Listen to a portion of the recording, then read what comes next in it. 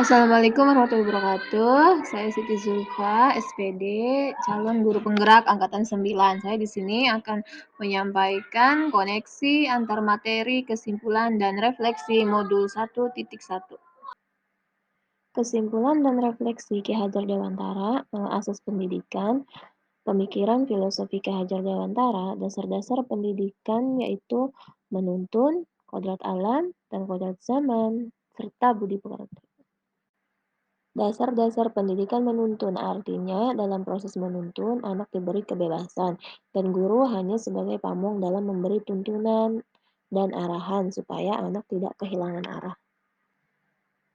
Kodrat alam dan kodrat zaman. Pendidikan anak sejatinya menuntut anak mencapai kekuatan kodratnya sesuai dengan alam dan zaman. Budi pekerti. Budi pekerti juga dapat diartikan sebagai perpaduan antara cipta, karsa, sehingga menciptakan karya. Pertanyaan pemantik, apa yang Anda percaya tentang murid dan pembelajaran di kelas sebelum Anda mempelajari modul 1.1?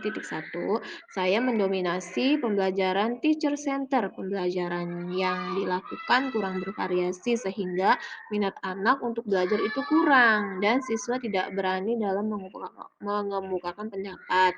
Saya hanya fokus kepada ketercapaian materi dan KKM. Saya seringkali memaksakan kehendak anak. Saya menyadari bahwa kemampuan anak dalam menerima materi itu berbeda-beda. Saya kurang memperhatikan kemampuan siswa dan gaya belajar siswa. Pertanyaan kedua, apa yang berubah dari pemikiran atau perilaku Anda setelah mempelajari modul 1.1? Pendidikan menuntun, pendidikan memerdekakan, pendidikan anak sesuai dengan kodrat alam dan kodrat zaman. Perubahan pemikiran dan perilaku setelah mempelajari modul 1.1. Gambarnya tertera di bawah ya. Saya menyadari bahwa pembelajaran yang saya terapkan di kelas tidak maksimal, sehingga siswa itu merasa bosan dan jenuh karena kurangnya inovasi dan gaya dalam belajar. Setelah mempelajari modul 1.1, saya akan melakukan refleksi kembali terhadap pembelajaran yang selama ini saya terapkan. Kemudian, saya membuat strategi pembelajaran yang lebih kreatif, inovatif, sehingga pembelajaran lebih menyenangkan dan membuat anak lebih aktif dalam lakukan pembelajaran di kelas. Apa yang dapat segera Anda terapkan lebih baik agar kelas Anda mencerminkan pemikiran Ki Hajar Dewantara? Saya membuat kesepakatan kelas. Saya menebalkan laku dan budi pekerti siswa ya dengan melakukan pembiasan.